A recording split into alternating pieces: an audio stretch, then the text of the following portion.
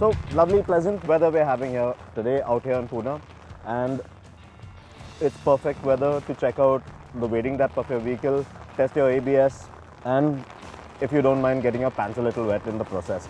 So we're out here with the new Bajaj Pulsar N160, and as you may all well know, this is not Bajaj's first foray into the 160cc sporty motorcycle segment, but we're out here today to check out what this new motorcycle is all about. So let's get to it.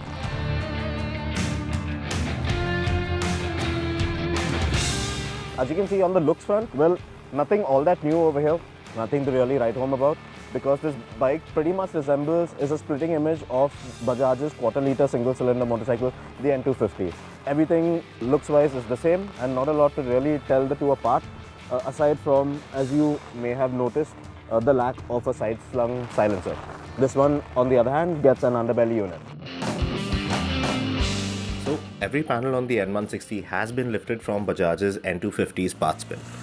Everything from the projector headlamp with those LED brows to the tank extensions, the seats and even the taillights. You even get the same semi-digital instrument console that's very similar to the N250 with the USB connectivity. And seeing as Bajaj already has the Pulsar NS160 in the same category of bike, well, why come out with the N160 in the first place?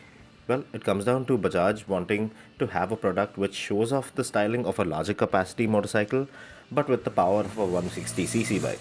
And no, it's not the same power unit as the one on the now older Pulsar NS160.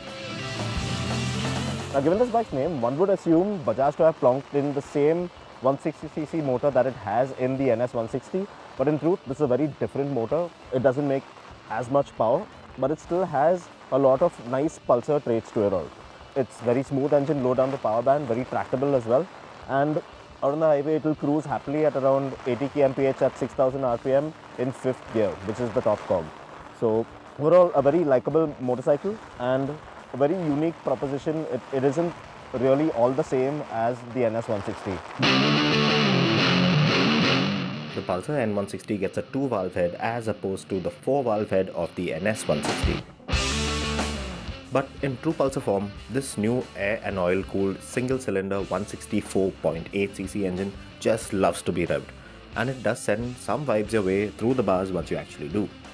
Still, even with a max power of 16 PS, which is around 1 PS down on the NS160, but with around the same amount of torque at 14.5 Nm, the N160 has to be one of the most comfortable Pulsars of its time.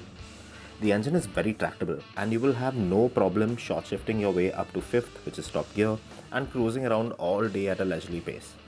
This is very unlike the Pulsar NS160 on the other hand, whose 160.3cc motor felt best when on the boil, and that too, it required you to make a lot more gear changes in the process.